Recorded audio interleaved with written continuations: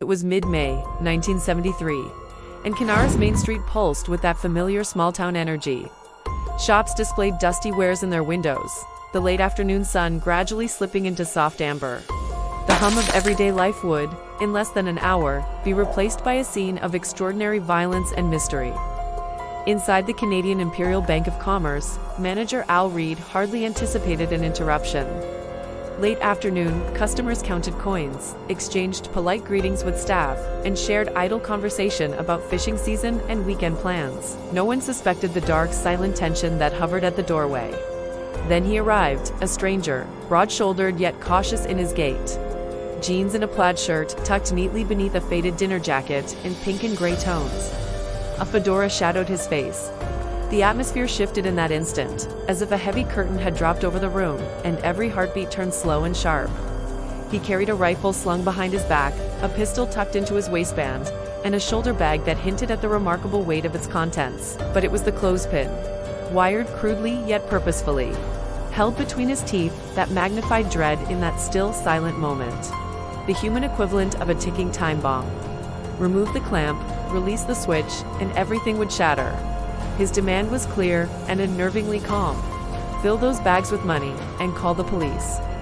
He did not shout, he spoke with eerie composure. Staff exchanged glances. Reid slid into motion, grabbing crisp bills from vaults and teller trays, pushing them into duffel bags. Each thud of money landing inside echoed like a heartbeat in the hush. Word of the incident rippled fast beyond the bank's walls. Reporters from the CJRL radio station, perched across the street, leaned from their windows and began providing live narration. There is a man in the bank armed. He got a device in his mouth. Police have been called. People, these folks should stay away. But the broadcast, rather than deterring, drew the curious in droves. Within minutes, 1,000 souls lined the sidewalks, peering from behind police tape, their murmurs mingling with distant sirens. Inside, the man slipped a demand further. He wanted a truck and someone to drive it. That someone emerged in the form of Constable Don Millard, in plain clothes, stepping forward with a determination that bristled with restraint. He walked into the bank, becoming more than a guest. He was the hostage, the shield, the hope. When he emerged, bags of money in hand, the tension crackled volatilely. The mask obscured intent, but not the looming danger. A sniper's scope found him across the street, sights zeroed in, a shaky moment. A single crack, a rifle shot, cut the afternoon hum. Instantly, all hell broke loose. The bomb anchored to the stranger responded not with mercy, but with obliteration. The blast roared, a sound that swallowed everything. Glass exploded outward in crystalline arcs. Dust and notes and fragments danced in the air, suspended for a split second between horror and disbelief. Money fluttered down like warped charred snow. People cowered, screamed, and covered their mouths. For a pregnant pause, everything was suspended.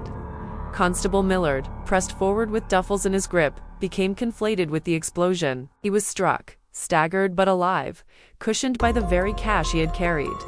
Collapsed on the ground, bloodied, ears ringing, he would live to carry forward what remained of that day. But the stranger, his body, or what remained, was obliterated beyond recognition. In the immediate aftermath, the street became a surreal blend of carnage and normalcy.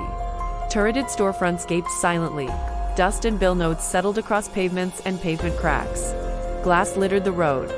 People checked their limbs, stared at strangers, and searched for something that made any of it make sense. Radio voices crackled. He exploded.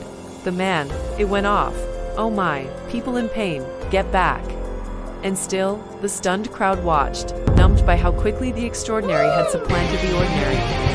Later, when dust settled enough for clarity, investigators arrived. That very night, fingerprints were taken, samples gathered, the shoulder bag, the lipstick seat, in the getaway truck, the CJRL tape. All became relics of a surreal moment in Kenora's quiet history. Weeks passed, then months, and fragmented clues pieced something together. The man had checked into the Kenora Hotel under the alias Paul Higgins, with a Toronto address. He left a steamer trunk there, traveled away, then returned days before the event. Inside the trunk were trivial badges of identity, cigar wrappers, old port, Dutch prints, dodo sabanas, fragmented hint of a life as small and private as the smell of smoke, a receipt, clothes. He melted into Kenora, then reappeared, ghost-like, anonymous. Investigators followed leads across provinces. Fingerprint ID circulated. DNA tests years later were too crude to connect him to any record. The most likely suspect, living in France, was found alive, well, not guilty. His identity remained a puzzle. No missing persons file matched. No one came forward. A silent grave in the Kenora cemetery holds his remains. No name to mark it. The man who tried to vanish in explosion now lies unclaimed, unknown, dust scattered in a field. Local journalist Joe Ralco, then just 19, witnessed the event from not far away, and would later devote decades to piecing together the story. His book, The Devil's Gap, The Untold Story of Canada's First Suicide Bomber, stitched witness memories, radio transcripts, and faded photographs into a tapestry of urgency, enigma, and human error. Clarence Dusang's photograph, starred in national press, captured the surreal moment. A masked figure, half-shrouded in smoke and money, disintegrating in an instant. It earned him an award, but also an ache, a moment he says he cannot shake. In interviews, he described how money and fragments rained from the sky, how glass and dust blurred his vision, how he stood behind a cruiser's wheel and felt the weight of the explosion in his bones. Residents recall long afterward how echoes haunted the stores. One witness said, "I looked and thought, I will stay, I will watch, and I could not move." No crowd control, no plan. Just 1,000 people, fronts pressed to glass, and then the blast that ripped memory into two. In the years since, that street became prayer and question. Why Kenora, a man who reached out for money and anonymity, who seemed to want to vanish, yet left himself exposed? Some suggest he meant to perish as much as he meant to escape. A statement, perhaps, a final act framed with spectacle. Others whisper that remnants of his body were seen on rooftops, an eerie claim, grounded in shock. Efforts to identify him have withered slowly into time. Fingerprints archived, samples stored. A W5 documentary revisited the case decades later, reopening the wound, asking again, who was he? Whom did this stranger once call son, friend, brother? The silence remains the loudest answer. Kenora itself changed. Museum exhibits, titled Something to Talk About, gather fragments, stories, photos, memories, lest the silence grow total. On the 50th anniversary, locals reopened the event like a door slammed shut too abruptly, seeking closure in storytelling. The buckle of the clothespin, the weight of cash, the burst of violence, are etched into the town's layered memory. Newcomers now learn the story as part of the lore, a caution, an oddity, a reminder that erosion of identity can be abrupt, explosive. When summer sunlight warms that town square, the air is calm once more.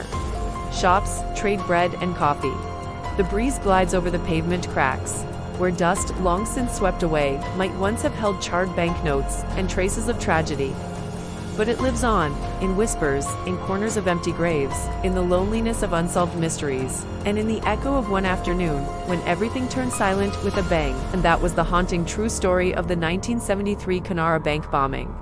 An event that shook a quiet Canadian town and left behind more questions than answers. Decades later, the mystery of the masked man still lingers, his identity buried along with the truth. It is a chilling reminder of how even the smallest places can find themselves at the center of something unforgettable, where ordinary people are thrust into extraordinary circumstances, and silence can echo louder than any explosion. If you found this story gripping, make sure to give this video a like. It really helps us reach more people who love true Canadian history. Share it with anyone who appreciates real stories of mystery, courage, and the unexpected. And of course, do not forget to subscribe to West is Best for more incredible untold stories from across Canada. Hit that bell so you never miss an episode, and as always, thanks for watching.